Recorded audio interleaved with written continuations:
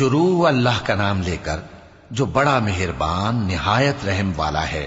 اے نبی، ہم نے تم کو فتح دی، فتح بھی کھلی اور واضح، تاکہ اللہ تمہاری اگلی اور پچھلی کوتاہیاں بخش دے اور تم پر اپنی نعمت پوری کر دے اور تم کو سیدھے رستے چلاتا رہے، اور تاکہ اللہ تمہاری بھرپور مدد کرے۔ وہی تو ہے جس نے مومنوں کے دلوں پر تسکین نازل فرمائی تاکہ ان کے ایمان کے ساتھ اور ایمان بڑھے، اور آسمانوں اور زمین کے لشکر سب اللہ ہی کے ہیں، اور اللہ جاننے والا ہے، حکمت والا ہے۔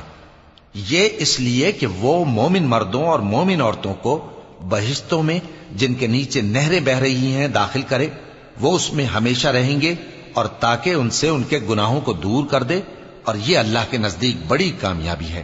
اور اس لیے کہ منافق مردوں اور منافق عورتوں اور مشرک مردوں اور مشرک عورتوں کو جو اللہ کے بارے میں برے برے خیال رکھتے ہیں عذاب دے، انہی پر برے حادثے واقع ہوں، اور اللہ ان پر غصے ہوا اور ان پر لعنت کی اور ان کے لیے دوزخ تیار کی، اور وہ بری جگہ ہے۔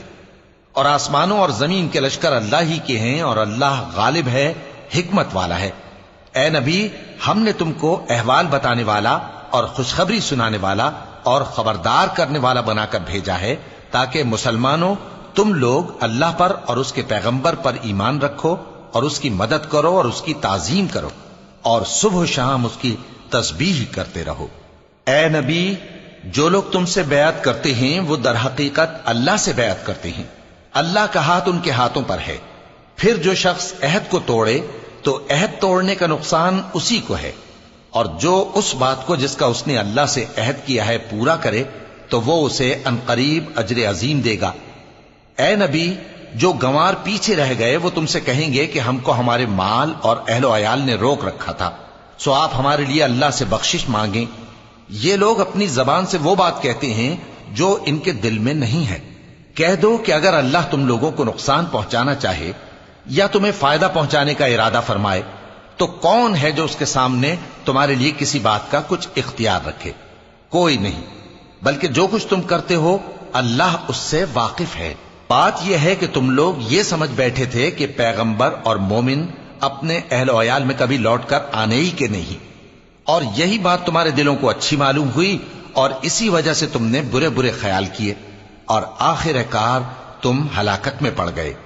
اور جو شخص اللہ پر اور اس کے پیغمبر پر ایمان نہ لائے تو ہم نے ایسے کافروں کے لیے آگ تیار کر رکھی ہے، اور آسمانوں اور زمین کی حکومت اللہ ہی کی ہے، وہ جسے چاہے بخشے اور جسے چاہے سزا دے، اور اللہ بخشنے والا ہے، مہربان ہے۔ جب تم لوگ مال غنیمت لینے چلو گے تو جو لوگ پیچھے رہ گئے تھے وہ کہیں گے ہمیں بھی اجازت دیجئے کہ آپ کے ساتھ چلیں۔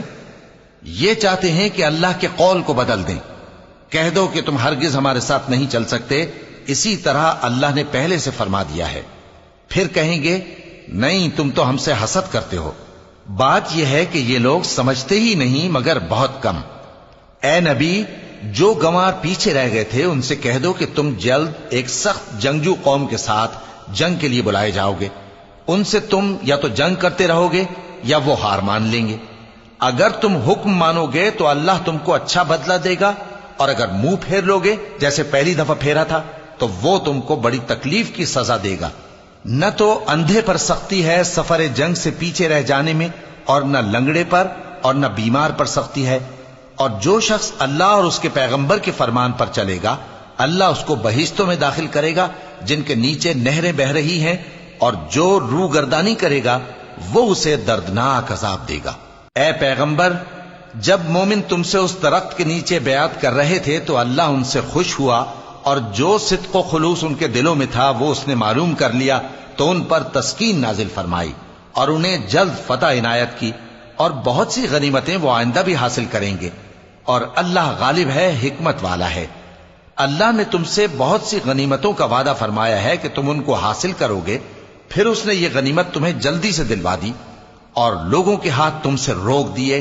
غرض یہ تھی کہ یہ مومنوں کے لیے اللہ کی قدرت کا نمونہ بن جائے اور وہ تم کو سیدھے رستے پر چلائے، اور کچھ اور غنیمتیں دے گا جن پر تم قدرت نہیں رکھتے، اور وہ اللہ ہی کی قدرت میں ہیں، اور اللہ ہر چیز پر قادر ہے۔ اور اگر تم سے کافر لڑتے تو وہ پیٹ پھیر کر بھاگ جاتے، پھر وہ کسی کو نہ دوست پاتے اور نہ مددگار۔ یہی اللہ کی عادت ہے جو پہلے سے چلی آتی ہے، اور تم اللہ کی عادت میں کبھی تبدیلی نہ پاؤ گے۔ اور وہی تو ہے جس نے تم کو ان کافروں پر فتح یاب کرنے کے بعد سرحد مکہ میں ان کے ہاتھ تم سے اور تمہارے ہاتھ ان سے روک دیے، اور جو کچھ تم کرتے ہو اللہ اس کو دیکھ رہا ہے۔ یہ وہی لوگ ہیں جنہوں نے کفر کیا اور تم کو مسجد حرام سے روک دیا، اور قربانیوں کو بھی کہ اپنی جگہ پہنچنے سے رکی رہیں۔ اور اگر ایسے مسلمان مرد اور مسلمان عورتیں نہ ہوتی جن کو تم جانتے نہ تھے کہ اگر تم ان کو پامال کر دیتے تو تم کو ان کی طرف سے بے خبری میں نقصان پہنچ جاتا، تو بھی تمہارے ہاتھ فتح رہتی، مگر تاخیر اس لیے ہوئی کہ اللہ اپنی رحمت میں جس کو چاہے داخل کر لے۔ اور اگر دونوں فریق الگ الگ ہو جاتے تو جو ان میں کافر تھے ان کو ہم دکھ دینے والا عذاب دیتے۔ جب کافروں نے اپنے دلوں میں ضد کی، اور ضد بھی جاہلیت کی، تو اللہ نے اپنے پیغمبر اور مومنوں پر اپنی طرف سے تسکین نازل فرمائی اور ان کو پرہیزگاری کی بات پر قائم رکھا، اور وہ اسی کے مستحق اور اہل تھے، اور اللہ ہر چیز سے خبردار ہے۔ بے شک اللہ نے اپنے پیغمبر کو سچا اور صحیح خواب دکھایا تھا کہ تم انشاءاللہ مسجد حرام میں اپنے سر منڈوا کر یا اپنے بال ترشوا کر امن و امان سے داخل ہوگے اور کسی طرح کا خوف نہ کرو گے۔ جو بات تم نہیں جانتے تھے اللہ کو معلوم تھی، سو اس نے اس سے پہلے ہی جلد ایک فتح عطا فرمائی۔ وہی تو ہے جس نے اپنے پیغمبر کو ہدایت کی کتاب اور دین حق دے کر بھیجا تاکہ اس کو تمام دینوں پر غالب کرے، اور حق ثابت کرنے کے لیے اللہ ہی کافی ہے۔ محمد صلی اللہ علیہ وآلہ وسلم اللہ کے پیغمبر ہیں، اور جو لوگ ان کے ساتھ ہیں وہ کافروں کے مقابلے میں تو سخت ہیں اور آپس میں رحم دل۔ اے دیکھنے والے، تو ان کو دیکھتا ہے کہ اللہ کے آگے جھکے ہوئے سر بسجود ہیں اور اللہ کا فضل اور اس کی خوشنودی طلب کر رہے ہیں۔ کثرت سجود کے اثر سے ان کی پیشانیوں پر نشان پڑے ہوئے ہیں۔ ان کے یہی اوصاف تورات میں ہیں اور یہی اوصاف انجیل میں ہیں۔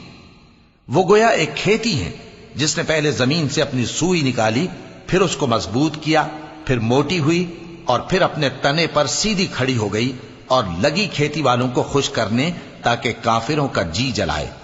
جو لوگ ان میں سے ایمان لائے اور نیک عمل کرتے رہے ان سے اللہ نے گناہوں کی بخشش اور اجر عظیم کا وعدہ کیا ہے۔